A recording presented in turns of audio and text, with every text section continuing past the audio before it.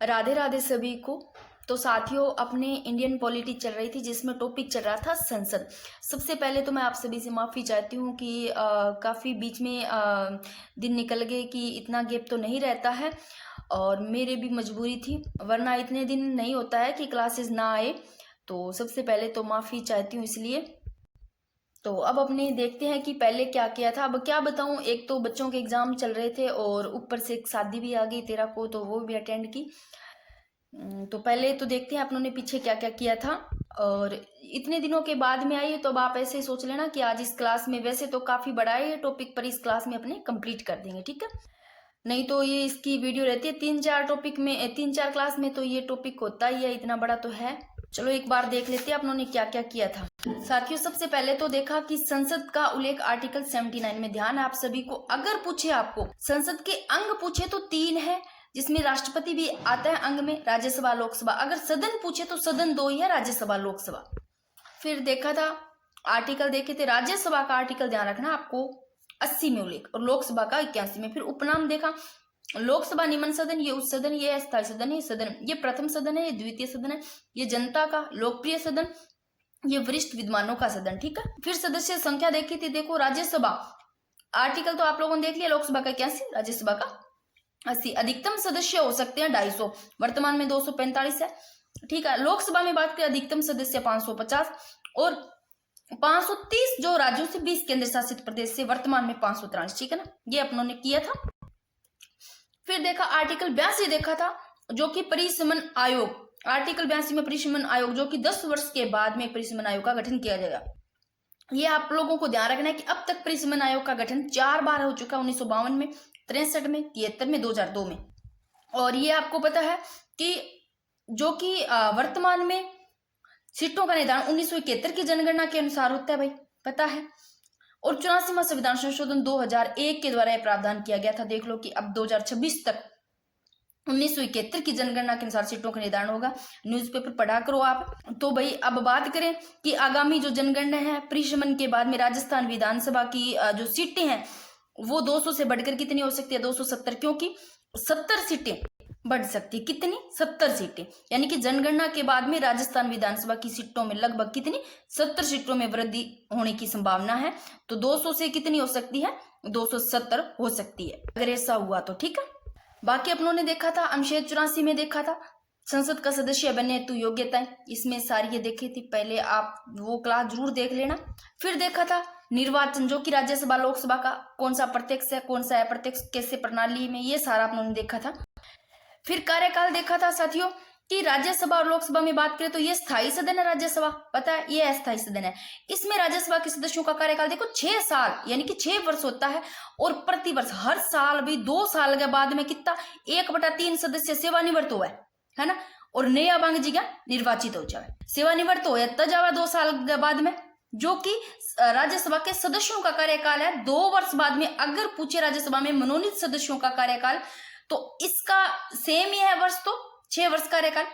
But यहाँ 3 वर्ष के बाद में 1/2 सदस्य सेवानिवृत्त होती हैं और नए मनोनीत आते हैं।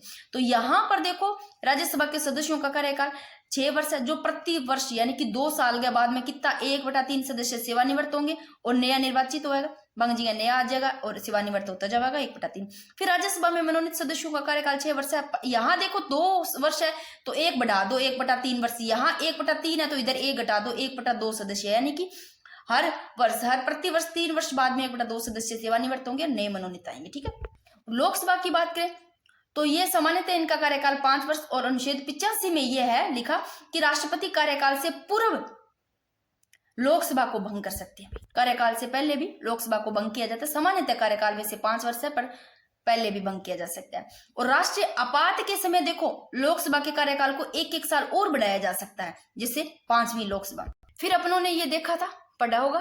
फिर मैंने आर्टिकल करवाए थे जो कि केंद्र और राज्य के एक साथ में, ठीक है ना, अंतर करके थोड़ा थोड़ा। इधर 74 है तो यहाँ देखो, यहाँ मैंने ऐसे करवाया था कि 7 को 1 कम कर देना 6, 4 को कम कर देना 3 और 163 हो जाएगा, इधर 74, ठीक है ना। इधर 75 में मंत्री प्रधानमंत्री होगा, तो इधर ऐसे, यानी कि इधर 1 कम कर दो, फिर 1 कम कर दो, 1 आगे और लगाना 164 में, इधर मुख्यमंत्री, ठीक है ना। उधर 74 में मंत्री परिषद होगी तो इधर 163 में। अब थोड़े से ये आर्टिकल कर लेते हैं, वैसे मैंने ये भी करवा दिए थे आपको, ठीक है। एक बार इनको और पढ़ लेंगे ताकि आपको याद हो जाएंगे। ये लो, अब एक बार ये आर्टिकल थोड़े देख लेते हैं, उसके बाद में अपने करते हैं राज्यसभा और लोकसभा के विशेषाधिकार करेंगे, ठीक है। सबसे पहले आर्टिकल की बात करते हैं। आपको एक तो ध्यान रखना है कि आर्टिकल 82 पढ़ा था, इसमें यानी कि परिसमन आयोग का गठन किया जाएगा कितने 10 वर्ष के बाद में, प्रत्येक 10 वर्ष के बाद में। और ये भी आपको ध्यान रखना है कि अब तक 4 परिसमन आयोग का गठन, कितनी बार, 4 बार परिसमन आयोग का गठन हो चुका है। तो बात करते हैं आर्टिकल 89 में क्या है। देखो, उपराष्ट्रपति है ना, ये ही राज्यसभा के पदेन सभापति होंगे भाई। देखो, सभापति होता है ना, सभापति, वो राज्यसभा का पीठासीन अधिकारी सभापति कहलाता है। तो आर्टिकल 89 क्या स्पष्ट करता है कि भारत का उपराष्ट्रपति राज्यसभा का क्या होगा, पदेन सभापति होगा भाई, एक्स ऑफिस जो पदेन सभापति है। और राज्यसभा के सदस्य, देखो राज्यसभा के जो सदस्य है ना भाई, ये अपने में से ही क्या, अपने में से ही बहुमत के आधार पर उपसभापति को चयनित करते हैं। राज्यसभा के सदस्य देखो, आप खुद अपने में से क्या करते हैं, बहुमत के आधार पर उपसभापति को क्या करते हैं, चयनित करते हैं, ठीक है, ध्यान रखना। आर्टिकल 90 में क्या है, पद रिक्त, पद रिक्त से संबंधित आर्टिकल 90, राज्यसभा के उपसभापति पद की रिक्ति, त्याग पत्र, पद से हटाया जाना, ये सब 90 में। सबसे पहले बात करते हैं त्याग पत्र। उपसभापति है, सभापति को त्याग पत्र देते हैं। तो उपसभापति किनको त्याग पत्र देते हैं, सभापति को, जबकि तात्कालिक सदस्य संख्या के बहुमत से उपसभापति के पद से हटा दे। 91, आर्टिकल 91 में क्या है, सभापति के कर्तव्यों का निर्वहन अथवा सभापति के रूप में कार्य करने की उपसभापति अथवा अन्य व्यक्तियों की शक्ति। यानी कि आप ये देखो 91 में क्या है कि जब सभापति और उपसभापति दोनों ही अनुपस्थित हो, यानी कि या निर्णय कौन, जब सभापति और उपसभापति दोनों ही क्या हो, अनुपस्थित हो, तो कर्तव्य पालन का निर्धारण किसके द्वारा, राष्ट्रपति द्वारा किया जाता है 91 में।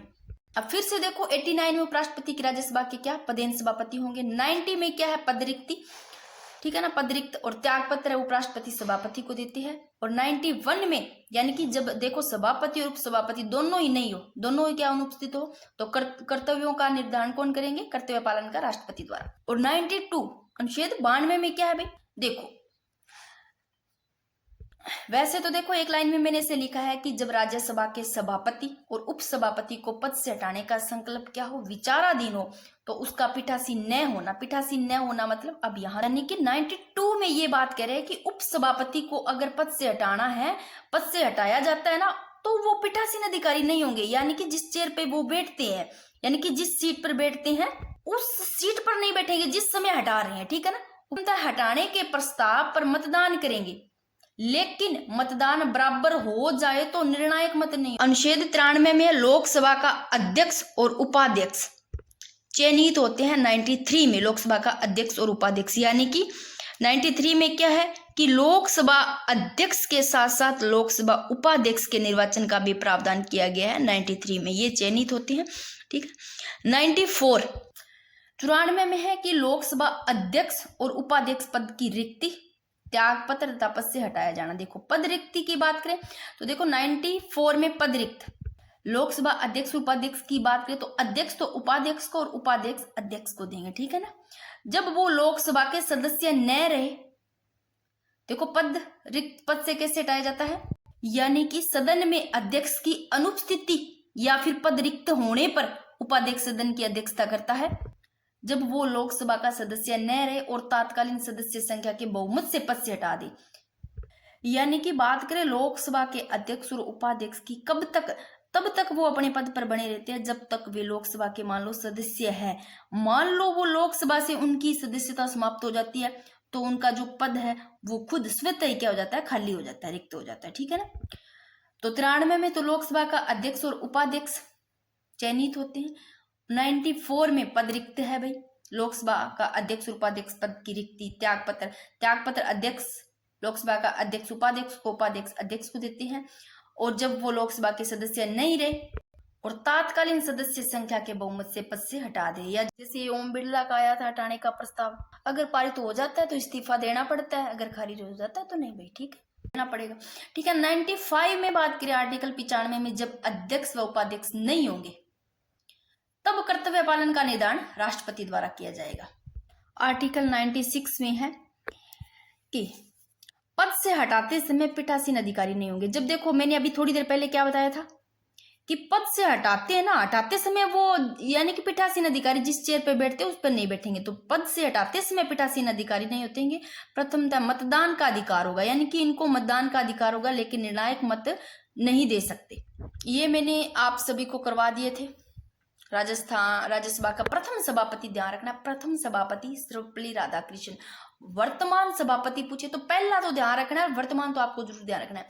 प्रथम सभापति सर्वपल्ली राधाकृष्णन, वर्तमान देखो सर्वपल्ली और सीपी नाम सेम सेम है, राधाकृष्णन यानी कि पहलो और वर्तमान याद रखो सीपी राधाकृष्णन।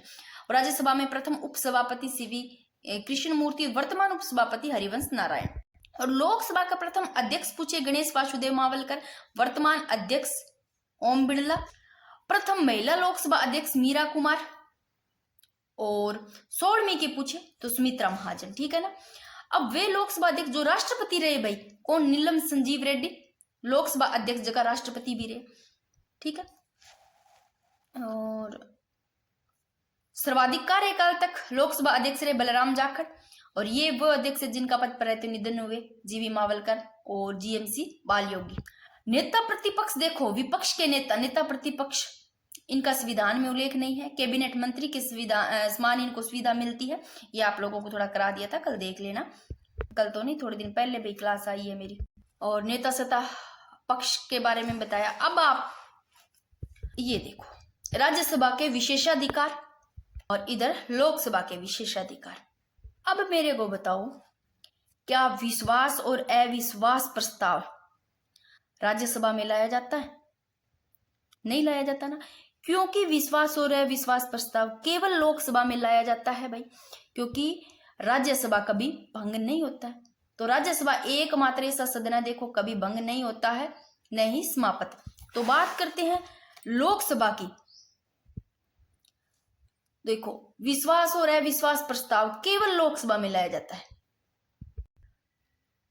तो राज्यसभा कभी भंग नहीं होती और विश्वास और अविश्वास प्रस्ताव नहीं लाया जाता। राज्यसभा का सभापति राज्यसभा सदस्य नहीं होता। राज्यसभा का जो सभापति होता है ना, ये ना राज्यसभा सदस्य नहीं होता है भाई। अनुच्छेद 67 में क्या है कि उपराष्ट्रपति को पद से हटाने हेतु पहले प्रस्ताव है ना हमेशा ही राज्यसभा में लाया जाता है। ध्यान रखना, उपराष्ट्रपति को पद से हटाना है ना, तो हटाने के लिए पहले प्रस्ताव कहाँ लाया जाएगा? राज्यसभा में लाया जाएगा, ना कि लोकसभा में। तो हमेशा ही कहाँ लाया जाता है? राज्यसभा में। अनुच्छेद 67 में। अनुच्छेद 249 में क्या है कि राज्यसभा एक ऐसा विषय जो राष्ट्रीय महत्व का है, यदि राज्यसभा विशेष बहुमत से प्रस्ताव पारित करे ना, तो उस विधि निर्माण की शक्ति संसद को प्राप्त हो जाएगी। और अनुच्छेद 312 में है कि भारत में नई अखिल भारतीय सेवाओं का सृजन करने हेतु पहले प्रस्ताव है ना, अनुच्छेद 312 में देखो, भारतीय सेवाओं का सृजन करने के लिए पहले प्रस्ताव राज्यसभा में लाना होगा। जैसे कि 1966 में भारतीय वन सेवा में पहले प्रस्ताव राज्यसभा में लाया गया, ठीक है ना। तो ये आप जरूर ध्यान रखना। राज्यसभा के विशेषाधिकार की बात करें तो ये कभी भंग नहीं होता है। तो लोकसभा होता है, इसलिए उसमें ही विश्वास और अविश्वास प्रस्ताव लाए जाते हैं लोकसभा में, ठीक है ना। और उपराष्ट्रपति को मान लो पद से हटाना है, तो पहले प्रस्ताव किस में लाया जाएगा? राज्यसभा में। आर्टिकल 87 में ध्यान रखना, ठीक है। अब बात करते हैं लोकसभा के विशेषाधिकार। देखो, सरकार हमेशा ना उसी दल की बनेगी जिनका लोकसभा में बहुमत है। तो लोकसभा के विशेषाधिकार में सरकार उसी की ही दल की बनती है जिसका लोकसभा में बहुमत है। देखो, विश्वास और अविश्वास प्रस्ताव केवल ओनली लोकसभा में लाए जाते हैं, क्योंकि राज्यसभा तो कभी भंग नहीं होती। यदि लोकसभा के 1/10 सदस्य एक प्रस्ताव लाए, भाई किसके? लोकसभा के। कितने? 1/10 सदस्य क्या लाए? एक प्रस्ताव लाए। राष्ट्रीय आपात को हटाया जा सकता है। तो राष्ट्रीय आपात को कैसे हटाया जा सकता है? यदि लोकसभा के कितने? 1/10 सदस्य क्या? एक प्रस्ताव लेकर आए। बजट व धन विधेयक पहले, देखो बजट और धन विधेयक पहला हमेशा इकट्ठे पेश करो जावा, हमेशा ही लोकसभा में। कहा? हमेशा ही लोकसभा में बजट व धन विधेयक। अनुदान मांगों पर बहस दोनों सदनों में हो सकती है, ये मैं आगे करवाऊंगी।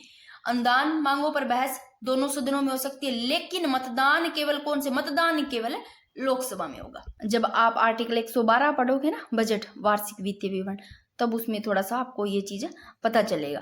तो अनुदान मांगों पर बहस दोनों सदनों में हो सकती है भाई, लेकिन मतदान केवल लोकसभा में होगा।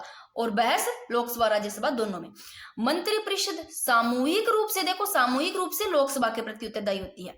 आप ऐसे लो, लोकसभा लोक जनता यानी कि समूह होता है भाई, सामूहिक फुल ताकत होती है, तो याद रह जाएगा मंत्रिपरिषद किसके, सामूहिक रूप से लोकसभा के प्रति उत्तरदायी होगी। ठीक है, अब बात करते हैं संसद के सत्र। कितने होते हैं संसद के स्तर? 3, बजट स्तर, मानसून स्तर और शीतकालीन स्तर।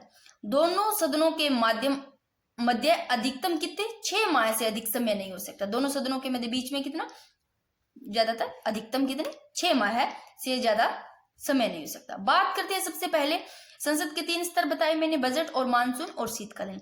बजट स्तर की बात करें तो बजट स्तर की शुरुआत फरवरी से मई, ध्यान रखना अवकाश रहता है वो जून में, फरवरी से मई तक चलता है बजट स्तर, अवकाश जून में। मानसून स्तर की बात करें तो जुलाई से सितंबर और अवकाश रहेगा अक्टूबर मंथ में, और शीतकालीन स्तर नवंबर से दिसंबर, जनवरी में अवकाश रहता है। तो 3 जून, अक्टूबर, जनवरी में अवकाश रहता है, तो आप देख लेना। ये मानसून स्तर है, ये जुलाई से सितंबर, शीतकालीन नवंबर से दिसंबर। फिर बात करते हैं संसद की कार्यवाही, इनको आगे एक एक करके पढ़ेंगे, आगे मैंने सारे करवा के। पहले बात करते हैं इसमें एक प्रश्नकाल, एक शून्यकाल, एक कानून निर्माण की प्रक्रिया है, इनका समय दिया हुआ ध्यान रखना। प्रश्नकाल की बात करते हैं तो इसमें प्रश्नों का उत्तर है ना वो 10 दिन में देना होता है। कितने, 10 दिन में, ठीक है ना। अगर बात करें शून्यकाल की तो शून्यकाल में तुरंत ही देना होता है, तुरंत। प्रश्नकाल में 10 दिनों में, और तुरंत वाले की बात करें तो शून्यकाल में। अब आप एक बार यहाँ समय देख लो, फिर आगे करते हैं एक एक। प्रश्नकाल का जो समय 11 से 12 बजे और 12 से 1 का है शून्यकाल, और कानून निर्माण की प्रक्रिया का 2 से 6 बजे। आप एक बार देख लो, 11 से 12 प्रश्न पहले, शून्य 12 से 1 और सीधा 2 से 6 कानून निर्माण की प्रक्रिया का। ठीक है, अब मैं फटाफट करवा देती हूँ। संसद की कार्यवाही में सबसे पहले बात करते हैं प्रश्नकाल। देखो प्रश्नकाल को प्रथम घंटा बोलते हैं। क्या बोलते हैं, प्रथम घंटा। प्रश्नों का उत्तर 10 दिन में देना होता है, शून्यकाल में तुरंत देना होता है। ठीक है, समय है 11 से 12 बजे। कोई भी संसद का सदस्य संबंधित मंत्रालय के मंत्री से लोक महत्व के विषय में प्रश्न पूछ सकता है। मैंने जो मंत्री होते हैं, जो सरकार में होते हैं, उनसे अन्य सांसद प्रश्न पूछते हैं। जो प्रश्न पूछने का अधिकार होता है वो संसद के मंत्रियों से। ठीक है, अब बात करते हैं प्रश्न काल में कौन से तारांकित प्रश्न पूछे जाते हैं, जो स्टार लगे हुए थे, तारांकित प्रश्न। प्रश्न काल में कौन से तारांकित प्रश्न, उत्तर इनका देना होता है मौखिक रूप में। तो भाई प्रश्न काल की बात की, इसको प्रथम घंटा बोलते हैं। इनका जो उत्तर 10 दिन में देना होता है, समय 11 से 12, और तारांकित प्रश्न पूछे जाते हैं, उत्तर मौखिक रूप में दिया जाता है। फिर तारांकित प्रश्नों का उत्तर मिल जाता है ना, तो उसके बाद में पूरक प्रश्न भी पूछे जाते हैं। और अतारांकित प्रश्न कितने प्रकार के, देखो प्रश्न काल में एक तारांकित प्रश्न जो स्टार लगे हुए, अतारांकित प्रश्न और अल्प सूचना प्रश्न। और जो अतारांकित प्रश्न है, इन प्रश्नों का उत्तर लिखित में। देखो तारांकित का तो मौखिक में और अतारांकित का लिखित में, और इसमें प्रश्न नहीं पूछा जाता लिखित में। पूरक, कौन से पूरक प्रश्न नहीं पूछे जाते, क्योंकि तारांकित प्रश्न की बात करें तो इसमें तो प्रश्नों का उत्तर मिल जाता है ना, तो उसके बाद में पूरक प्रश्न भी पूछे जा सकते हैं। अतारांकित में पूरक प्रश्न नहीं पूछे जाते हैं। अल्प सूचना प्रश्न, तो इस अल्प सूचना प्रश्न के संबंध में लोक महत्व के किसी तात्कालीन विषय से होता है, और प्रश्नों का उत्तर मौखिक रूप में। और जब मौखिक रूप में इनका प्रश्न मिल जाता है, और मौखिक रूप प्राप्त करने के लिए पूर्व सूचना देखो 10 दिन से भी कम अवधि में दी जाती है। देखो अब सबसे पहले अपनों ने क्या देखा कि इसमें प्रश्नकाल देखा, जिसका समय 11 से 12 में 3 बताए थे, प्रश्नकाल, शून्यकाल। अब शून्यकाल की बात करते थे, इनका समय 12 से 1 बजे, और प्रश्नकाल के तुरंत बाद का जो समय होता है वो शून्यकाल कहलाता है। प्रश्नकाल देखा, इसके बाद में किसका आएगा, शून्यकाल का। और प्रश्न का उत्तर होता है ना, इस शून्यकाल में तुरंत देना होता है। उसमें तो 10 दिन दिया, और शून्यकाल में तुरंत देना होता है, यानी कि अविलंब आ जाए चाहे तुरंत आ जाए, अविलंब, तुरंत या उसी समय। ठीक है, फिर कानूनी निर्माण प्रक्रिया, इसका समय 2 से 6 बजे। अब पढ़ते हैं कानूनी निर्माण प्रक्रिया। सबसे पहले बात करते हैं कानूनी निर्माण की प्रक्रिया में। इसमें विधेयक के 4 प्रकार होते हैं। कौन कौन से विधेयक होते हैं, साधारण विधेयक, वित्त विधेयक, धन विधेयक, संविधान संशोधन विधेयक। भाई अब आपको ध्यान रखने हैं कौन सा सरकारी या कौन सा गैर सरकारी। अब एक तो देखो सरकारी में मैंने सभी में टिक लगा रखा है, तो साधारण विधेयक सरकारी है, वित्त विधेयक, धन विधेयक सरकारी, तो सभी के सभी है। अगर आपको पूछ ले कौन से विधेयक सरकारी और गैर सरकारी है, तो पहलो साधारण विधेयक और संविधान संशोधन विधेयक, ये दोनों सरकारी और गैर सरकारी है। अब आपको पूछ ले कौन से विधेयक है जो सरकारी तो है बट गैर सरकारी नहीं है, तो वित्त और धन। कौन सा, वित्त और धन। वित्त विधेयक, धन विधेयक सरकारी है बट गैर सरकारी नहीं है। ठीक है ना।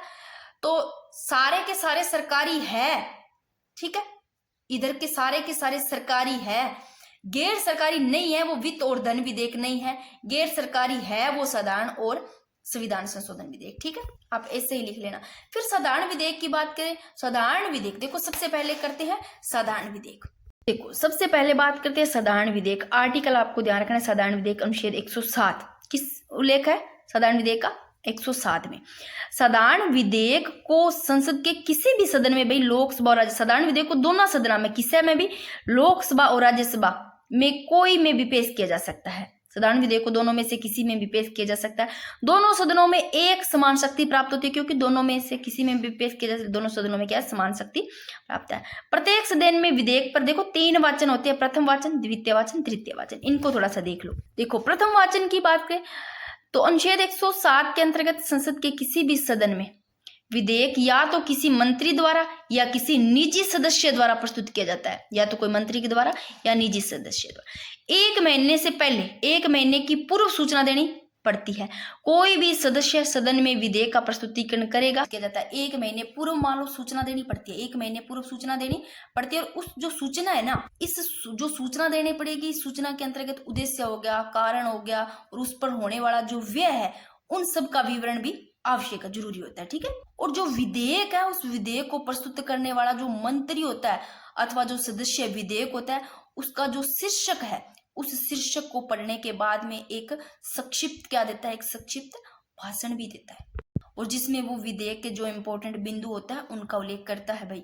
और फिर उसका पीठासीन अधिकारी द्वारा गजट में प्रकाशित किया जाएगा।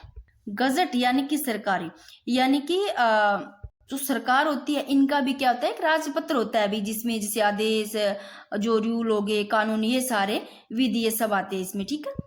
तो अब देखो एक बार इनको फिर से देख लो कि सबसे पहले अपनों ने क्या देखा कि संसद की कार्यवाही देख रहे थे। एक बार पीछे देखो कि संसद की कार्यवाही में देखा एक प्रश्न काल आता है, एक शून्य काल, एक कानून निर्माण की प्रक्रिया, ठीक है ना। प्रश्न काल पढ़ा अपनों ने, शून्य काल, फिर कानून निर्माण की प्रक्रिया, जो समय 11 से 12 प्रश्न काल का, 12 से 1 शून्य काल का, 2 से 6 बजे कानून निर्माण की प्रक्रिया। सबसे पहले प्रश्न काल पढ़ा भाई, ये इसको प्रथम घंटा बोलते हैं। प्रश्नों का उत्तर होता है वो 10 दिन में देना होता है, और जो शून्य काल होता है इनका तुरंत देना होता है, ठीक है ना। और इनमें तारांकित प्रश्न और अतारांकित प्रश्न और अल्प सूचना प्रश्न पूछे जाते। तारांकित प्रश्न होते हैं ना, इनका उत्तर मौखिक रूप में देना होता है। फिर तारांकित जैसे ही प्रश्न का उत्तर मिल गया तो उसके बाद में पूरक प्रश्न भी पूछे जा सकते हैं। अतारांकित प्रश्न की बात करें तो इनका उत्तर लिखित रूप में देना होता है, बट इन अतारांकित प्रश्न के बाद में पूरक प्रश्न नहीं पूछे जाते हैं, ठीक है। और जो अल्प सूचना प्रश्न है, इनमें लोक महत्व के किसी भी तात्कालीन विषय से होता है, इनका संबंध होता है, जो प्रश्नों का उत्तर इनका भी मौखिक रूप में मिलता है, ठीक है। फिर शून्य काल की बात करें, समय 12 से 1 बजे होता है भाई, इनका तुरंत उत्तर देना होता है। अब कानून निर्माण प्रक्रिया पढ़ रहे थे, जिसमें कि 4 प्रकार के विधेयक होते हैं, साधारण विधेयक, वित्त विधेयक, धन विधेयक है, जो संविधान संशोधन विधेयक का है, जिसमें साधारण विधेयक अपने पढ़ रहे हैं। इसमें 3 वाचन होते हैं, प्रथम वाचन देखा। फिर बात करते हैं द्वितीय वाचन की। प्रथम वाचन देख लिया, द्वितीय वाचन इस चरण में विधेयक पर विस्तृत यानी कि एक विस्तार पूर्वक चर्चा होती है। द्वितीय वाचन में क्या होती है, विस्तार पूर्वक चर्चा की जाती है, इस पर विचार विमर्श होता है।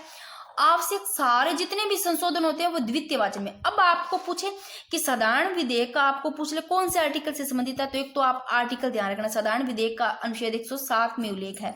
इसमें 3 वाचन होते हैं। अगर आपको पूछे कि कौन सा वाचन है जिसमें विस्तार पूर्वक विचार विमर्श होता है, सारे संशोधन उस विधेयक, तो द्वितीय वाचन है ना, इसमें सारे के सारे संशोधन द्वितीय वाचन, जितने भी आवश्यक संशोधन है वो द्वितीय वाचन में किए जाते हैं। इस पे ही विचार विमर्श विस्तार पूर्वक होता है। और जनता की राय जानने हेतु समाचार पत्रों में प्रकाशित विधेयक पर जनता की राय ली जाती है। इस पर द्वितीय वाचन में संयुक्त प्रवर समिति का गठन किया जाता है। अब ये भी अपने आगे पढ़ेंगे, संयुक्त प्रवर समिति तब आपको पता चलेगा। तो जो द्वितीय वाचन है, इसमें इस संयुक्त प्रवर समिति का गठन किया जाता है। एक होता है देखो प्रथम वाचन, द्वितीय वाचन, तृतीय वाचन होता है ये अंतिम विधेयक का अंतिम अवस्था। इस अवस्था में विधेयक को सामान्य सिद्धांतों पर, देखो इस द्वितीय वाचन में तो सारे तो संशोधन द्वितीय वाचन में होंगे और एक विस्तार पूर्वक चर्चा इस द्वितीय वाचन में की जाएगी, और इसमें तृतीय में एक सामान्य सिद्धांतों पर चर्चा होगी। और और क्या होगा, तृतीय वाचन में भाषा की अशुद्धियों को, जितने भी भाषा में अशुद्धियां होती है उनको दूर किया जाएगा। और इसके बाद में संपूर्ण विधेयक पर मतदान होता है। पहले तो जितने भी भाषा में अशुद्धियां उनको दूर किया जाएगा, उसके बाद में संपूर्ण विधेयक पर मतदान होगा। और एक सदन में पारित होने के बाद, मान लो एक सदन में पारित हो गया, उसके बाद में विधेयक को दूसरे सदन में भेज दिया जाता है। एक सदन में पारित हो गया तो दूसरे सदन में भेज दिया जाएगा। और दूसरे सदन में विधेयक जब भेजा जाता है तो बिना संशोधन के पारित कर दे, और दूसरा सदन आवश्यक संशोधन के बाद प्रथम सदन को भेजे, प्रथम सदन इसे क्या कर दे, स्वीकार कर दे। अब थोड़ा साधारण विधेयक और धन विधेयक में अंतर देख लो, क्या क्या है साधारण विधेयक और धन विधेयक में। मैंने एक बार एक जगह लिखा है। फिर जैसे ये साधारण विधेयक हो जाएगा, फिर वित्त विधेयक, धन विधेयक, संविधान संशोधन विधेयक, इनको भी देखते हैं। देखो सबसे पहले बात करते हैं, देखो साधारण विधेयक, देखो इसे लोकसभा और राज्यसभा भाई दोनों में कहीं भी प्रस्तावित किया जा सकता है। साधारण विधेयक को दोनों में कहीं भी प्रस्तावित किया जा सकता है। धन विधेयक वेरी वेरी इंपॉर्टेंट, लोकसभा में प्रस्तावित। कौन से में? लोकसभा में। मैं थोड़ा हाईलाइट कर देती हूँ। साधारण विधेयक ने तो भाई लोकसभा राज्यसभा में दोनों में प्रस्तावित, इन धन विधेयक ने केवल लोकसभा में प्रस्तावित किया जाता है। साधारण विधेयक की बात करें तो इसे मंत्री अथवा गैर सरकारी सदस्य दोनों में प्रस्तुत किया जाता है। तो साधारण विधेयक को मंत्री और गैर सरकारी दोनों में ही प्रस्तुत किया जाता है। बात करते हैं धन विधेयक की, केवल सरकार में मंत्री द्वारा प्रस्तुत किया जाता है। देखो एक तो ओनली लोकसभा में प्रस्तावित धन विधेयक, और ओनली केवल सरकार में मंत्री द्वारा प्रस्तुत किया जाता है। और साधारण विधेयक को मंत्री अथवा गैर सरकारी सदस्य दोनों में। फिर बात करते हैं साधारण विधेयक इसे सदन में प्रस्तुत करने से पहले, देखो जब साधारण विधेयक को आप सदन में प्रस्तुत करेंगे तो पहले सदन में प्रस्तुत करने से पहले कि इनको राष्ट्रपति की अनुमति की आवश्यकता नहीं होती। किसमें? साधारण विधेयक में। जरूरी नहीं है राष्ट्रपति से अनुमति लो। जो धन विधेयक है ना भाई, इस सदन में राष्ट्रपति की संस्तुति से ही पुनः स्थापित किया जाता है। राष्ट्रपति की जरूरी अनुमति इसमें कोई जरूरी नहीं है, ठीक है ना। तो राष्ट्रपति की संस्तुति से ही पुनः स्थापित किया जाता है धन विधेयक। फिर बात करते हैं साधारण विधेयक, इसे राज्यसभा द्वारा संशोधित या स्वीकृत नहीं किया जाता। कोई जरूरी नहीं राज्यसभा द्वारा संशोधित करना या स्वीकृत किया जा सकता है। फिर बात करें इसको किया जा सकता है, संशोधित या अस्वीकृत किया जा सकता है साधारण विधेयक को, इनको नहीं किया जा सकता। धन विधेयक की बात कर रहे हैं इधर, साधारण विधेयक में नहीं, धन विधेयक है, इनमें राज्यसभा द्वारा संशोधित या स्वीकृत किया नहीं जा सकता और इनको किया जाता है, ठीक है। फिर बात कर साधारण विधेयक की, इसे राज्यसभा द्वारा अधिकतम 6 माह के लिए रोक सकते हैं। कितने? साधारण विधेयक को अधिकतम 6 माह के लिए रोक सकते हैं, और धन विधेयक तो वो अधिकतम 14 दिनों के लिए रोक सकते हैं। मैं इनको थोड़ा हाईलाइट कर देती हूँ, थोड़ा याद पढ़ोगे तो याद भी रह जाएगा, ठीक है ना। इनको दोनों में प्रस्तावित कहीं भी किया जा सकता है साधारण विधेयक को। इसको केवल लोकसभा में, इसमें मंत्री या गैर सरकारी सदस्य दोनों में प्रस्तुत किया जा सकता है। इसमें केवल राज्य सरकार में मंत्री द्वारा, ठीक है ना। और इसमें सदन में प्रस्तुत करने से पूर्व राष्ट्रपति की आवश्यकता की जरूरत ही नहीं है, इनकी जरूरी है। और इसे राज्य द्वारा संशोधित या स्वीकृत किया जा सकता है, सदन इसे नहीं किया जा सकता। इसे अधिकतम कितने माह रोक सकते हैं? 6 माह। इसे 14 दिन के लिए रोक सकते हैं, ठीक है ना। साधारण विधेयक की बात करें, इसे राज्यसभा में भेजने के लिए, जब राज्यसभा में भेजने के लिए लोकसभा अध्यक्ष द्वारा प्रमाणित किए जाने की आवश्यकता नहीं है। भाई प्रमाणित किया जाए, लोकसभा अध्यक्ष के द्वारा प्रमाणित करने की कोई जरूरत नहीं है साधारण विधेयक में। और जो धन विधेयक है, इसे लोकसभा अध्यक्ष के द्वारा धन विधेयक के रूप में प्रमाणित किए जाने की जरूरत है, आवश्यकता होती है। और दोनों सदनों में असहमति की स्थिति में राष्ट्रपति दोनों सदनों की संयुक्त बैठक बुला सकता है, जो साधारण विधेयक में, और इसे दोनों सदनों में पारित होने के बाद राष्ट्रपति के साइन के लिए भी भेजा जाता है। लेकिन जो धन विधेयक है, इसमें दोनों सदनों के बीच असहमति का कोई अवसर ही नहीं होता, इसलिए संयुक्त बैठक का कोई प्रावधान नहीं होता है। केवल लोकसभा से पारित होने के बाद राष्ट्रपति के साइन के लिए भेजा जाता है। भाई लोकसभा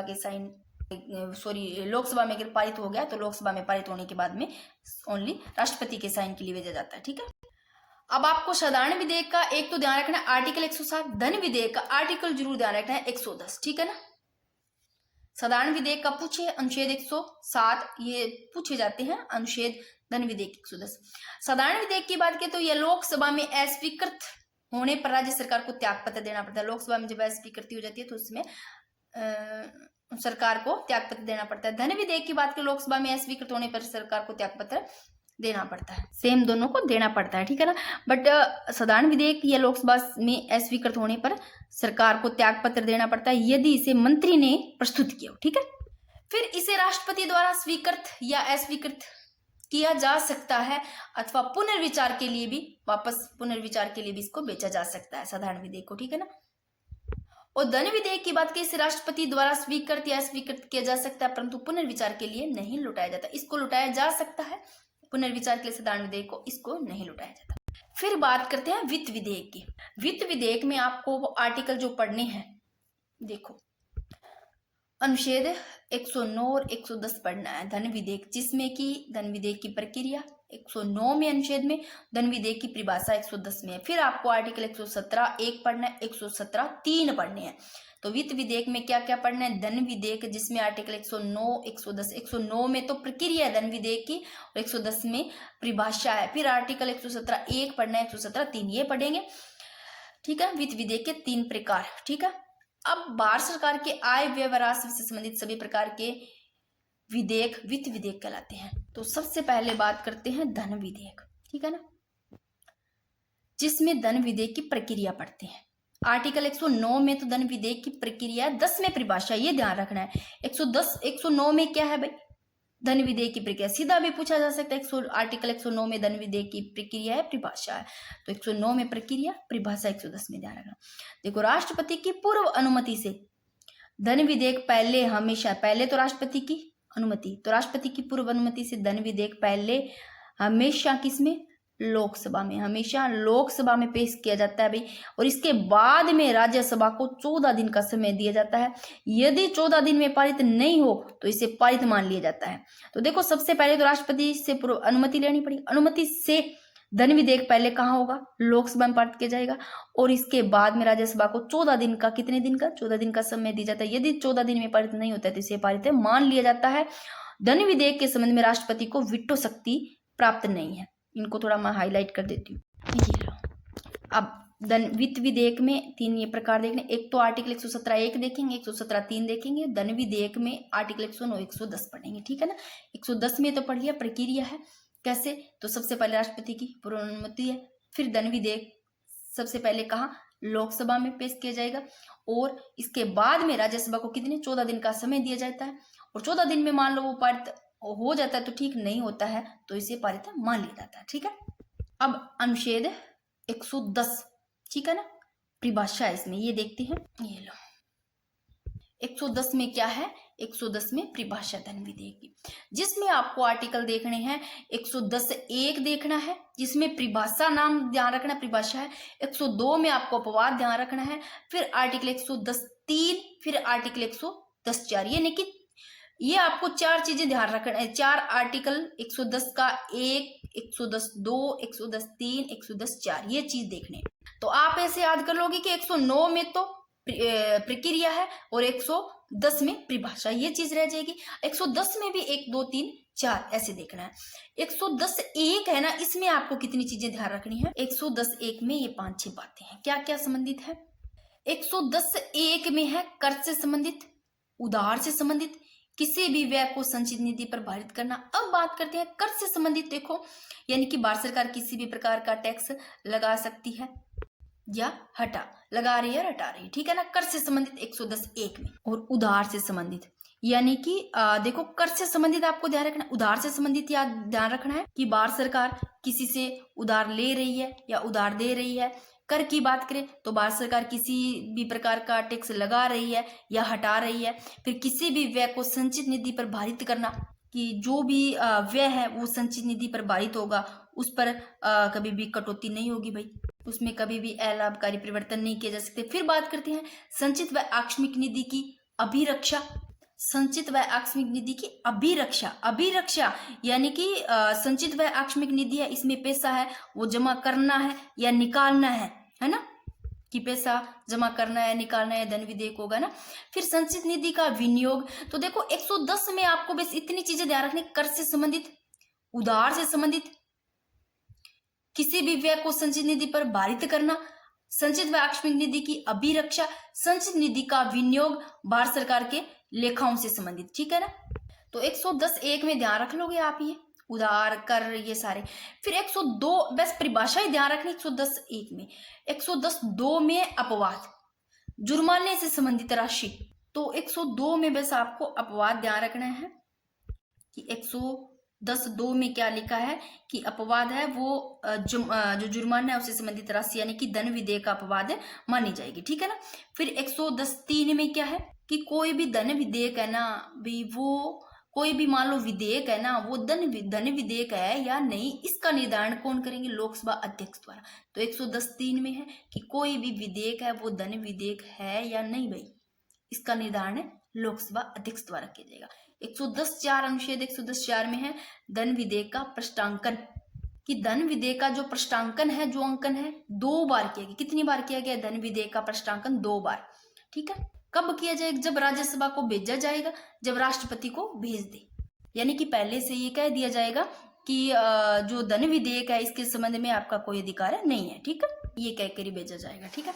अब बात करते हैं, अब पढ़ेंगे अनुच्छेद 117(1) और 117(3). ये देखो, वित्त विधेयक में मैंने आपको बताया कि धन विधेयक जिसमें प्रक्रिया पड़ी, धन विधेयक की आर्टिकल 109 में ये देखो कि धन विधेयक हमेशा लोकसभा में पेश किया जाता है और इसके बाद में राज्यसभा को कितना 14 दिन का समय दिया जाता है। अगर 14 दिन में पारित हो जाता है तो ठीक, नहीं हो जाता है तो वो पारित मान लिया जाता है। फिर अपनों ने पढ़ा, परिभाषा पढ़ी जो 110 में पढ़ी, जिसमें 110(1), 2, 3, 4 पढ़ा कि 110(1) में परिभाषा में आपको ये ध्यान रखने, कर से संबंधित, उधार से संबंधित किसी भी व्यय को संचित निधि में पारित करना, संचित व आकस्मिक निधि की अभिरक्षा, संचित निधि व विनियोग ध्यान रखना, लेखाओं को इनको हाईलाइट कर लेना चाहिए आप, ये लो, ठीक है, देख लो। फिर 110(2) में अपवाद नाम ध्यान रखना, जुर्माने से संबंधित राशि। 110(3) में कोई भी विधेयक का वो धन विधेयक है अथवा नहीं, इसका निर्धारण कौन? लोकसभा का अध्यक्ष द्वारा किया जाएगा। 110(4) में है कि धन विधेयक का प्रश्नांकन जो अंकन है वो 2 बार किया गया, ठीक है, जब राज्यसभा को भेजा जाएगा और जब राष्ट्रपति को भेजे। फिर अनुच्छेद 117(1), 117(1) और 117(3) पढ़ना है। तो इसमें है वित्त विधेयक 117 संबंधित किससे? वित्त विधेयक 117(1) और 117(3) देखेंगे। इसके बाद में ये संसदीय प्रस्ताव, विश्वास प्रस्ताव है, विश्वास प्रस्ताव, इसके बारे में बहुत अच्छे से आपको पढ़ना है। भले ये टॉपिक थोड़ा आपको ऐसा लगे, बोरिंग वाला लगे, पर पढ़ना पड़ेगा भाई, टॉपिक ऐसा है, क्या करें। देखो 117(1) में ऐसा विधेयक जो भारत सरकार के आय व्यय एवं राजस्व से संबंधित है। आप 1-2 बार पढ़ोगे ना तो आपको ऐसा नहीं लगेगा। कोई ऐसा विधेयक जो भारत सरकार की किससे? आय व्यय एवं राजस्व से संबंधित है, लेकिन धन विधेयक में शामिल नहीं है भाई। राष्ट्रपति की पूर्व अनुमति से पहले लोकसभा में, कहा? राष्ट्रपति की पूर्व अनुमति से पहले लोकसभा में पेश किया जाएगा एवं आगे की जो पूर्ण प्रक्रिया, संपूर्ण प्रक्रिया है वो साधारण विधेयक के समान संपन्न होगी। और 117(3) में ऐसा विधेयक जो संचित निधि से संबंधित हो। देखो 117(1) में ऐसा विधेयक जो भारत सरकार के आय व्यय एवं राजस्व से संबंधित हो, लेकिन किस में शामिल नहीं हो? धन विधेयक में शामिल नहीं हो। 117(3) में है जो विधेयक संचित निधि से संबंधित तो है लेकिन धन विधेयक में शामिल नहीं है, ठीक है ना। ये तो आय व्यय एवं राजस्व से संबंधित है बट धन विधेयक में शामिल नहीं। 117(1) में, 117(3) में संचित निधि से संबंधित तो है लेकिन धन विधेयक में शामिल नहीं है, या संचित निधि से संबंधित, ठीक है। और किसी भी सदन में, ये जो 117(3) में क्या कहा गया है कि ये किसी भी सदन में पेश किया जा सकता है, जो विधेयक है किसी भी सदन में पेश किया जा सकता है और सदन में विचार से पूर्व राष्ट्रपति से अनुमति लेनी होगी एवं आगे की जो संपूर्ण प्रक्रिया वो साधारण विधेयक के सेम टू सेम समान संपन्न होगी, ठीक है। अब बात करते हैं संसदीय प्रस्ताव। सबसे पहले आपको ये ध्यान रखना है कि संसदीय प्रस्ताव है भाई, इसका संविधान में उल्लेख नहीं है। इसके उद्देश्य की बात करें तो कार्यपालिका पर संसद का नियंत्रण स्थापित करना, यानी कि कार्यपालिका यानी कि सरकार पर संसद का क्या करना? नियंत्रण स्थापित करना। अब बात करते हैं विश्वास और अविश्वास प्रस्ताव में। देखो विश्वास प्रस्ताव की बात करें तो यह विश्वास सत्ताधारी पार्टी द्वारा लाया जाता है। विश्वास प्रस्ताव किसके द्वारा? सत्ताधारी पार्टी द्वारा। और अविश्वास प्रस्ताव विपक्ष द्वारा लाया जाता है, ये ध्यान रखना है आपको, ठीक है ना। भी संसदीय प्रस्ताव को संविधान में उल्लेख को नहीं, और उनको उद्देश्य है वो कार्यपालिका पर संसद का नियंत्रण स्थापित करना, यानी कि सरकार पर किसका? संसद का नियंत्रण स्थापित करना। और विश्वास प्रस्ताव एक तो आपको हाईलाइट किया जाना कि सत्ताधारी पार्टी द्वारा लिया जाता है, अविश्वास विपक्ष द्वारा। जब विपक्ष ये दावा क्या दावा करे, विपक्ष क्या दावा करे कि मौजूदा सरकार के पास बहुमत नहीं है, तो विश्वास प्रस्ताव लाता कौन है? विश्वास प्रस्ताव लाता सत्ताधारी पार्टी है। और कब क्यों लाया जाता है? जब विपक्ष क्या दावा कर दे कि मौजूदा सरकार के पास क्या है? बहुमत नहीं है, तब लाया जाता है। और इस प्रस्ताव, जो विश्वास प्रस्ताव लाने का उद्देश्य पूछे कि उद्देश्य क्या है, तो उद्देश्य सरकार को बचाना। देखो विश्वास प्रस्ताव की बात करें तो इसका उद्देश्य है क्या? सरकार को बचाना। और अविश्वास प्रस्ताव की बात करें, इसका उद्देश्य है सरकार को गिराना, ठीक है ना। तो विश्वास प्रस्ताव का सरकार को बचाना और इसका गिराना, ठीक है। बात करें यदि यह प्रस्ताव पारित नहीं हो तो सरकार को त्यागपत्र, ये प्रस्ताव है ना, मान लो ये पारित नहीं होता है तो सरकार को क्या देना पड़ता है, त्यागपत्र देना पड़ता है। देखो राजस्थान में अब तक 5 बार विश्वास प्रस्ताव लाया जा चुका है। साथ में यहाँ कर लेते हैं राजस्थान के, बाद में ये उसमें नहीं होगा। फिर राजस्थान में अब तक 5 बार प्रस्ताव लाया जा चुका है। देखो भैरों सिंह शेखावत के द्वारा कब, 1990 में, फिर 1990 में दूसरी बार, पहली बार 1990, फिर 1993, 3 बार तो ये भैरों सिंह शेखावत के। फिर 2 बार अशोक गहलोत के द्वारा, उस समय कब, 2009 और 2020 में। तो भैरों सिंह शेखावत द्वारा तो 90 में तो 2 बार, एक पहली बार दूसरी बार, 93 में, फिर 2009 और सीधा 20 में अशोक गहलोत द्वारा, ठीक है, 3 बार राजस्थान में। विश्वास प्रस्ताव तो सत्ताधारी पार्टी द्वारा लाया जाता है और इसका उद्देश्य सरकार को बचाना, और अविश्वास प्रस्ताव विपक्ष द्वारा लाया जाता है और इसका उद्देश्य है सरकार को गिराना। बात करते हैं अविश्वास प्रस्ताव। इस प्रस्ताव को लाने हेतु केंद्र में तो कितने, 50, यानी कि केंद्र में तो 50 और राज्य में 40, कितने कि मान लो अविश्वास प्रस्ताव लाना है तो इसको लाने के लिए केंद्र में तो 50 और राजस्थान में कितने, न्यूनतम 40 सदस्यों का समर्थन जरूरी है, ठीक है ना। और यदि यह प्रस्ताव पारित हो जाए तो सरकार को त्यागपत्र देना होगा। केंद्र में अब तक पूछे कि कितनी बार अविश्वास प्रस्ताव लाया गया, तो 28 बार केंद्र में, और राजस्थान में कितनी, 13 बार। तो इसी में ही अपने राजस्थान के और केंद्र के दोनों के कर लेते हैं, तब वहां अगर हो ना हो तो यहाँ एक बार एक जगह लिखा होगा तो सही है, ठीक है ना। केंद्र में 28 बार और राजस्थान में 13 बार अविश्वास प्रस्ताव लाया जा चुका है। केंद्र में सर्वाधिक की बात करें तो सर्वाधिक इंदिरा गांधी के विरुद्ध, सबसे ज्यादा केंद्र में इंदिरा गांधी के विरुद्ध अविश्वास प्रस्ताव, जबकि राजस्थान में बात करें तो मोहनलाल सुखाड़िया, ध्यान रखना, केंद्र में इंदिरा गांधी और राजस्थान में मोहनलाल सुखाड़िया के विरुद्ध लाएगा। केंद्र में अंतिम की बात करें, अंतिम बार 2023 में नरेंद्र मोदी जी के विरुद्ध, जबकि राजस्थान में 1985 में हरिदेव जोशी के विरुद्ध लाया गया। फिर मैंने यहाँ पर एक बार शॉर्ट में लिख लिया, आप देख लेना है। विश्वास प्रस्ताव केंद्र में 28 बार अब तक, राजस्थान में 13 बार, केंद्र में सर्वाधिक इंदिरा गांधी के, इसमें राजस्थान में मोहनलाल सुखाड़िया, केंद्र में अंतिम 2023 में मोदी जी और राजस्थान में जोशी जी, ऐसे याद रख लेना 1985 में, ठीक है। अब बात करते हैं निंदा प्रस्ताव। एक निंदा प्रस्ताव भी होता है, ये विपक्ष के द्वारा लाया जाता है और इस प्रस्ताव को लाने का उद्देश्य है वो सरकार के कार्यों की आलोचना और निंदा करना ही हुआ है भाई, ठीक है। यदि यह प्रस्ताव पारित तो हो भी जाए तो सरकार को त्यागपत्र देने की आवश्यकता नहीं है, लेकिन इस प्रस्ताव को लाने के कारण बताना अनिवार्य है, भी कारण क्या है लाना, ठीक है ना। और यह प्रस्ताव पारित हो जाता है तो निंदा, तो सरकार को त्यागपत्र देने की भी जरूरत नहीं है, ठीक है ना। बस ये ऐसे है। एक होता है काम रोको प्रस्ताव, यानी कि स्थगन प्रस्ताव, ये भी थोड़ा देख लो।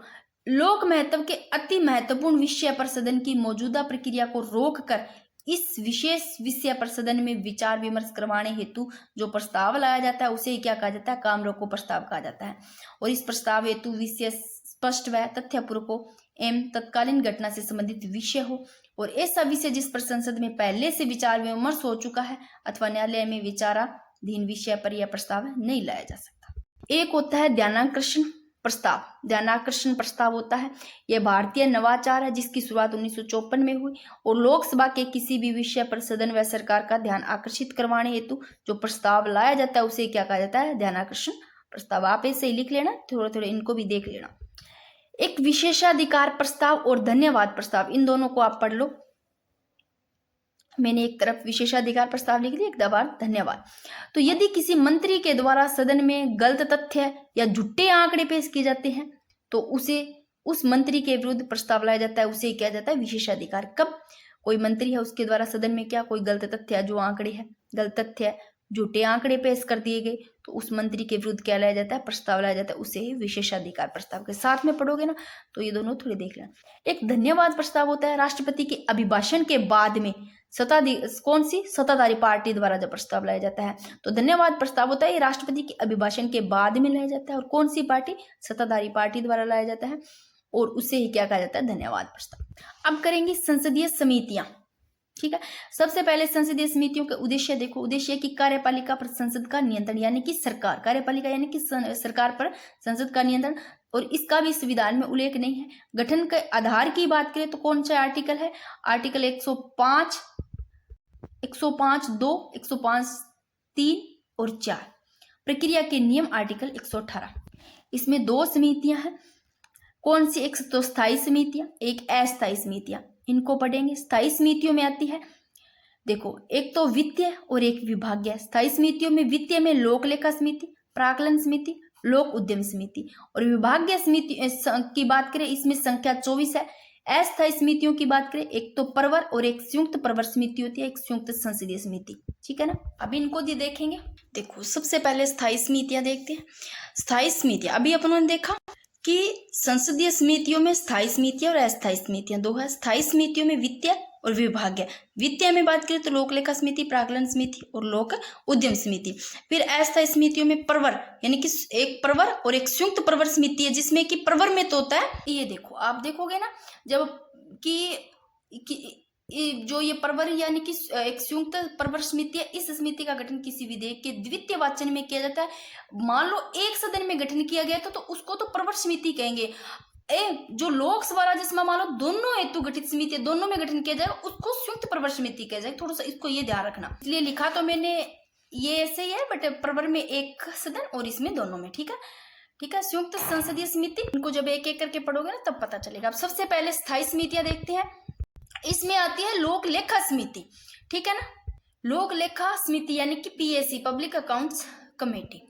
तो लोक लेखा समिति पीएससी, इसके गठन की बात करें, इसका जो गठन है ना 1919 का जो एक्ट है, मॉन्टेग्यू जेम्स बोर्ड अधिनियम है, इसमें इसके गठन का प्रावधान था। किसमें? लोक लेखा समिति में, ठीक है ना। गठन 1919 एक्ट। और इस समिति में सदस्य की बात करें तो सदस्य 22 होते हैं भाई। कौन सी में? लोक लेखा समिति में, जिसमें से 15 तो लोकसभा और 10 सदस्य राज्यसभा से होते हैं। लोकसभा से कितने? 22 सदस्य टोटल लोक लेखा समिति में। लोकसभा से 15 सदस्य 22 में से, और 22 में से 7 सदस्य राज्यसभा से। अब इनको एक एक करके पढ़ते हैं। यहाँ पर बिल्कुल शॉर्ट में लिखा, एक मंत्री सदस्य, यानी कि ये मंत्री सदस्य नहीं हो सकता। अब इनको देखो, लोक लेखा समिति की बात करें 1919 के मॉन्टेग्यू जेम्स बोर्ड अधिनियम में इसके गठन का प्रावधान था। इस समिति में टोटल सदस्य आपको ध्यान रखना, एक एक सभी समितियों के आपको सदस्य ध्यान रखने हैं। लोक लेखा में पूछे 22 रट लो। लोक लेखा समिति में टोटल 22 सदस्य, जिसमें 22 में देखो 15 लोकसभा एवं 10 सदस्य राज्यसभा से होते हैं। और मंत्री सदस्य नहीं हो सकते, मंत्री सदस्य नहीं हो सकते, मंत्री है वो सदस्य नहीं हो सकते। अध्यक्ष की नियुक्ति की बात करें तो अध्यक्ष की नियुक्ति लोकसभा अध्यक्ष के द्वारा, लेकिन अध्यक्ष विपक्षी दल का सदस्य होगा। तो अध्यक्ष की नियुक्ति तो लोकसभा अध्यक्ष द्वारा की जाएगी, लेकिन अध्यक्ष क्या होगा? विपक्षी दल का नेता। कार्यकाल की बात करें तो अध्यक्ष का जो कार्यकाल है वो 1 वर्ष। और लोक लेखा समिति के कार्य देखो क्या क्या कार्य है। सीएजी द्वारा पेश की गई रिपोर्ट की समीक्षा करना, और समीक्षा के समय किसकी सहायता लेना? सीएजी की सहायता लेना। देखो, सीएजी द्वारा पेश की गई रिपोर्ट की तो क्या करना? समीक्षा करना लोक लेखा समिति का काम है। और समीक्षा के समय सीएजी की क्या करना? इसकी क्या ली जाती है? सीएजी की सहायता ली जाती है। अतः सीएजी को लोक लेखा समिति का मित्र या मार्गदर्शक कहा जाता है। तो सीएजी को क्या कहा जाता है? इस लोक लेखा समिति का मित्र या मार्गदर्शक कहा जाता है। अब थोड़ा सा आप संचित निधि है, इसको थोड़ा सा देख लो। मैंने वैसे सीधा ही लिखा है, ठीक है ना। आर्टिकल की बात करें तो आर्टिकल, अनुच्छेद ध्यान रखना है 266। ये कोर्स है कितना पैसा कैसे लेना उधार, ठीक है ना। संचित निधि आर्टिकल 266 ध्यान रखना है। किससे संबंधित? आर्टिकल 266 से। सबसे पहले आपको ये देखना है कि धन खर्च ये कौन करता है? धन खर्च करता है सरकार। सरकार द्वारा धन खर्च किया जाता है, और अनुमति किससे लेनी पड़ती है? संसद से, ठीक है ना। थोड़ा थोड़ा आप ऐसे देखते जाओ कि संचित निधि का आर्टिकल ध्यान रखना 266। धन खर्च सरकार द्वारा किया जाता है, अनुमति लेनी पड़ती है संसद से। अब बात करते हैं हिसाब किताब की। जो लेखांकन है कि हिसाब किताब का काम कौन करता है? ये सीजी है, ठीक है ना, महालेखा नियंत्रक। तो हिसाब किताब की बात करें तो हिसाब किताब का काम सीजी है, महालेखा नियंत्रक। फिर बात करते हैं हिसाब किताब की जांच। जांच कौन करता है? पहले तो हिसाब किताब इनके द्वारा, अब हिसाब किताब की जांच होगी, लेखा परीक्षण। जो ये काम करेगा ये नियंत्रक व महालेखा परीक्षक यानी कि सीएजी। फिर बात करें कि सीएजी में कितना पैसा खर्च किया, इसकी रिपोर्ट है, ये किसको देंगे? रिपोर्ट राष्ट्रपति को देंगे। फिर राष्ट्रपति संसद में इसको रखेंगे, और फिर संसद में वापस से इस रिपोर्ट की क्या होगी? जांच होगी। और जांच के लिए कौन सी? लोक लेखा समिति बनेगी। ये चीज समझ में आ गई होगी। संचित निधि का आर्टिकल 266 ध्यान रखना। धन खर्च सरकार द्वारा, संसद से अनुमति लेनी होगी। हिसाब किताब किसके द्वारा? सीएजी, जो महालेखा नियंत्रक है, उनके द्वारा। फिर इस हिसाब किताब की भी जांच होगी। जो लेखा परीक्षण यानी कि जो जांच है वो किसके द्वारा? सीएजी द्वारा, यानी कि नियंत्रक व महालेखा परीक्षक द्वारा। फिर बात करते हैं इस जांच की जो रिपोर्ट है ये राष्ट्रपति को देंगे, राष्ट्रपति संसद में रखेंगे। फिर संसद में भी वापस से इसकी क्या होगी, जांच होगी, और जांच के लिए लोक लेखा समिति बनेगी। ठीक है ना, ये सीधा सा ही है, आप थोड़ा एक बार सीधा ही समझ लेना। अभी अपनों ने देखी स्थायी समितियों में लोक लेखा समिति, जिसमें बात किया कि गठन है 1919 के एक्ट के अधिनियम के गठन का इसका प्रावधान था, और उसमें टोटल 22 सदस्य, जिसमें लोकसभा के 15, 7 सदस्य राज्यसभा से। ठीक है ना, और कार्यकाल होता है वो 1 वर्ष, और इसकी लोक लेखा समिति के कार्य आप देख लेना। सीएजी द्वारा पेश की गई रिपोर्ट की समीक्षा करना भी इसका काम है, और समीक्षा के समय सीएजी की सहायता ली जाती है, तो सीएजी को लोक लेखा समिति का मित्र या मार्गदर्शक कहा जाता है। फिर आती है प्राक्कलन अनुमान समिति। इसका जो गठन है वो जॉन मथाई की सिफारिश पर किया गया, कब, 1950 में। अब भाई मैं थोड़ा फटाफट करवा रही हूँ, काफी टाइम हो गया, और जिसमें 30 सदस्य। अब देखो पहले कौन सी, लोक लेखा समिति में टोटल सदस्य आपको ध्यान रखने हैं कितने हैं, 22 सदस्य है। ठीक है, और जो प्राक्कलन समिति है इसमें टोटल, जिसमें सदस्य कितने हैं, 30 सदस्य। प्राक्कलन में 30, और सभी सदस्य देखो लोकसभा से होंगे, और मंत्री सदस्य नहीं हो सकता, मंत्री क्या नहीं, सदस्य नहीं हो सकता। और अध्यक्ष की जो नियुक्ति है लोकसभा अध्यक्ष द्वारा की जाती है, लेकिन अध्यक्ष सत्ताधारी पार्टी का सदस्य होगा। ठीक है, और वर्तमान अध्यक्ष पूछे तो संजय जायसवाल। तो प्राक्कलन समिति के अध्यक्ष की नियुक्ति लोकसभा अध्यक्ष द्वारा, और वर्तमान अध्यक्ष इसके पूछे संजय जायसवाल है। फिर प्राक्कलन समिति है, इनके काम की, कार्य की बात करें, कार्य क्या है, बजट के समय पेश की गई जो प्राक्कलन है उसकी जांच करना, और अच्छा प्राक्कलन कैसे बने और इस संबंध में क्या देना, सुझाव देना, एवं राज्य सरकार को मितव्ययी बनाना, मितव्ययी यानी कि कम खर्च वाला। ठीक है, फिर यानी कि सार्वजनिक उपक्रम या उद्यम समिति। तो जो लोक समिति यानी कि जो सार्वजनिक उपक्रम उद्यम समिति है, ये कृष्ण मेनन की सिफारिश पर 1964 में समिति का गठन किया गया। किसका, जो सार्वजनिक उपक्रम समिति, इसका कृष्ण मेनन की सिफारिश पर किया, कब, 1964 में समिति का गठन किया गया। इसमें 22 सदस्य। अब फिर से देखो स्थायी समिति में भी कितने हैं, स्थायी समितियां पढ़ रहे हैं, जिसमें लोक लेखा समिति है, इसमें भी 22 सदस्य है। लोक लेखा समिति में 22 सदस्य, जिसमें से 15 लोकसभा और 7 सदस्य राज्यसभा से होंगे। फिर प्राक्कलन में बस आपको 30 सदस्य ध्यान रखने हैं, और जो सार्वजनिक उपक्रम है इसमें भी कितने, 22 सदस्य है। इसमें भी सेम है, देखो इसमें भी 22 सदस्य थे ना, जिसमें 15 लोकसभा 7 राज्यसभा से है ना। जो लोक लेखा समिति में ये सेम ही है, जो सार्वजनिक लोक उपक्रम है इसमें भी 22 सदस्य, जिसमें 15 लोकसभा से 7 राज्यसभा सदस्य है। इसमें मंत्री सदस्य नहीं हो सकता। अध्यक्ष की नियुक्ति लोकसभा अध्यक्ष द्वारा की जाती है, अध्यक्ष सत्ताधारी पार्टी का सदस्य होगा, और इसमें वर्तमान अध्यक्ष है वो बैजयंत पांडा। उसका कार्य है वो सीएजी द्वारा पेश की गई जो रिपोर्ट है उसकी समीक्षा करना। किसका, लोक सार्वजनिक उपक्रम जो उद्यम समिति है इसका काम क्या है, भी सीएजी द्वारा जो पेश की गई रिपोर्ट थी ना उसकी समीक्षा करना और इनकी जांच करना, और लोक उपक्रम ठोस व्यवसायिक सिद्धांतों के अनुरूप कार्य कर रहे हैं अथवा नहीं, ये सब देखना इनका क्या है, कार्य है। ठीक है ना। अब विभागीय समिति, एक बार मैं फिर से वहीं लेकर जाती हूँ कि अपने संसदीय समितियां देख रहे थे, इंपॉर्टेंट है ये समितियां थोड़ी देख लेना। स्थायी समितियां, एक है अस्थायी समितियां, कितने प्रकार की, स्थायी और अस्थायी। स्थायी समितियों में वित्तीय समितियां पढ़ी अपनों ने, कौन सी, लोक लेखा समिति जिसमें 22 सदस्य होते हैं, और प्राक्कलन समिति में 30 सदस्य होते हैं। लोक इन दोनों में सेम है, ठीक है ना, सेम पढ़ा है, 22, जिसमें 15 लोकसभा से और 7 राज्यसभा से। अब विभागीय पढ़ेंगे जिसमें संख्या 24 है। फिर अस्थायी समितियां पढ़ेंगे, ठीक है, जिसमें एक प्रवर और एक संयुक्त संसदीय समिति। ये रहे विभागीय समितियां की बात करें तो इसकी शुरुआत 1993 में हुई। ठीक है, प्रारंभ की बात करें तो 11 समितियों का गठन किया गया। विभागीय समितियों का प्रारंभ में कितनी, 11 समितियों का गठन किया गया, लेकिन 2004 में 7 और समितियों का गठन किया गया। अब देखो, एक तो आपको शुरुआत ध्यान है 1993 में, स्टार्टिंग में तो 11 समितियों का भी गठन किया गया, लेकिन कब, 2004 की बात है जब 7 और समितियों का गठन किया गया। अब वर्तमान में इनकी संख्या पूछे तो विभागीय समितियों की 24 है। 16 समितियां तो लोकसभा के कंट्रोल में है। कितनी, 16 समितियां तो लोकसभा के नियंत्रण में, 8 राज्यसभा के नियंत्रण में है। मंत्री सदस्य नहीं हो सकता। प्रत्येक समिति में 31 सदस्य होंगे। देखो भाई, टोटल समितियां कितनी है, 24 है, और प्रत्येक समिति में सदस्य 31, यानी कि स्टार्टिंग में 11 समितियों का गठन किया गया, 2004 में 7 और कर दी गई, टोटल वर्तमान में 24 है। और जो कि 16 समितियां तो लोकसभा के नियंत्रण में और 8 राज्यसभा के नियंत्रण में है, जो कि प्रत्येक जो समिति है इन समिति में सदस्य पूछे तो प्रत्येक समिति में 31 सदस्य होते हैं, जिनमें 21 लोकसभा से, 10 राज्यसभा से। ध्यान रखो, फिर से देखो कि प्रत्येक समिति में 31 सदस्य होंगे, जिसमें से 21 लोकसभा से, 10 राज्यसभा सदस्य। एक सदस्य एक से अधिक समितियों का सदस्य बन सकता है। एक सदस्य वो एक ज्यादा समितियों को भी सदस्य बन सकता है।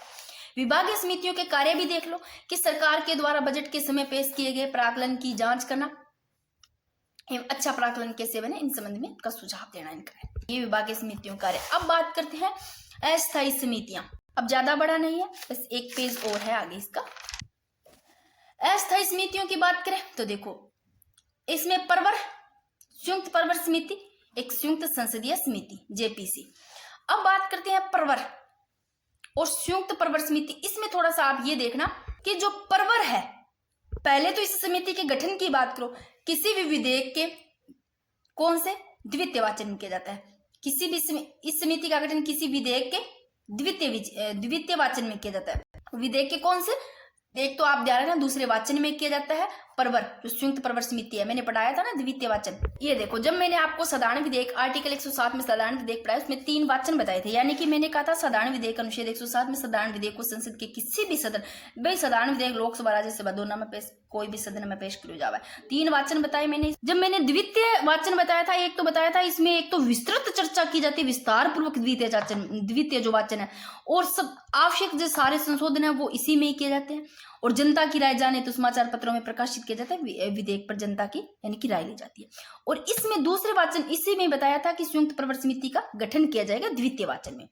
ठीक है, वही चीज मैंने बोली है कि लोकसभा और राज्यसभा दोनों हेतु गठन समिति, कहाँ पढ़ा रही थी मैं, हाँ ये इस समिति का गठन किसी विधेयक के कौन से द्वितीय वाचन में, दूसरा वाचन ध्यान रखना भी इसका। ठीक है, संयुक्त परवर समिति। अब यदि एक सदन में गठन किया गया है ना, मान लो एक सदन में गठन किया गया है तो उसको परवर समिति का, अगर दोनों लोकसभा में राज्यसभा दोनों हेतु गठन समिति का तो संयुक्त परवर समिति कहा जाता है। दोनों में संयुक्त, एक में परवर नाम देते हैं। ठीक है, इस समिति में सदस्यों की संख्या भाई निश्चित कौन है, ठीक है ना, निश्चित नहीं है, लेकिन यह निश्चित है। क्या निश्चित है? अनुपात। लोकसभा व राज्यसभा में सदस्यों का अनुपात कितना होगा? 2:1 होगा। ये निश्चित है, सदस्यों की संख्या निश्चित नहीं है, अनुपात निश्चित है। ठीक है ना। फिर बात करते हैं संयुक्त संसदीय समिति जेपीसी। जो संयुक्त संसदीय समिति है, इस समिति का गठन किसी घटना या घोटाले की जांच हेतु किया जाता है। आप पूछ ले भी कौन सी समिति है जिसका गठन किसी घटना या घोटाले की जांच हेतु किया जाता है, इसको थोड़ा हाईलाइट कर लेना। इसका गठन करने हेतु एक सदन में प्रस्ताव लाया जाता है। अगर इसका गठन करना है ना संयुक्त संसदीय समिति का, तो एक सदन में प्रस्ताव लाया जाता है और दूसरा सदन यदि उस प्रस्ताव को स्वीकार कर दे तो गठन होना चाहिए। ठीक है, इस समिति को सिविल न्यायालय के समान अधिकार प्राप्त होते हैं। तो इस समिति को किसके समान? सिविल न्यायालय के समान अधिकार प्राप्त होते हैं, अर्थात किसी मामले की जांच कर सकते हैं, पक्ष जान सकते हैं, शपथ पत्र पर गवाही ले सकते हैं एवं समन जारी कर सकते हैं। समन यानी कि जो लीगल नोटिस है। ठीक है, तो संयुक्त संसदीय समिति। अब मैं थोड़ा सा ये लिखती हूँ, इसके गठन का जरूर ध्यान रखना। इस समिति का गठन है घटना या घोटाले की जांच हेतु किया जाता है। ये लो एक बार आप ये देख लो, अस्थायी समितियों में चाहे स्क्रीनशॉट ले लेना। परवरी संयुक्त परवर समिति, फिर संयुक्त संसदीय समिति। और देखो संयुक्त संसदीय समिति में सर्वप्रथम इसका गठन है ना सबसे पहले 1987 में बोफोर्स तोप घोटाले के समय, और अंतिम कब? 2012 में 2G स्पेक्ट घोटाले के समय, स्पेक्ट्रम जो घोटाला 2G इसके समय। और इस समिति में सदस्यों की संख्या लोकसभा एवं राज्यसभा में 2:1 होगी। फिर बजट, थोड़ा बजट का पढ़ लो, बाकी ये टॉपिक अपना हो जाता है कंप्लीट। उसके बाद में उच्चतम न्यायालय देखते हैं। शायद इतने ही टॉपिक है ना इंडियन पॉलिटी में, तो बाकी और बता देना कोई और टॉपिक है तो सेकंड ग्रेड में। इसके अलावा पीटीआई में भी बता देना शायद। बजट जो वार्षिक वित्तीय विवरण, आर्टिकल कौन से संबंधित है? बजट 112, अनुच्छेद 112। बजट निर्माण प्रक्रिया के चरण देखो 6 चरण है। कौन कौन से? बजट का प्रस्तुतिकरण, बजट पर सामान्य विचार विमर्श, बजट के विभागीय समितियों को सौंपना, अभी पढ़ी अपनी विभागीय समिति, अनुदान मांगों पर बहस, और विनियोग विधेयक और वित्त विधेयक के रूप में पेश। ठीक है ना। अब देखो बजट की बात करें, आर्टिकल ध्यान रखना 112।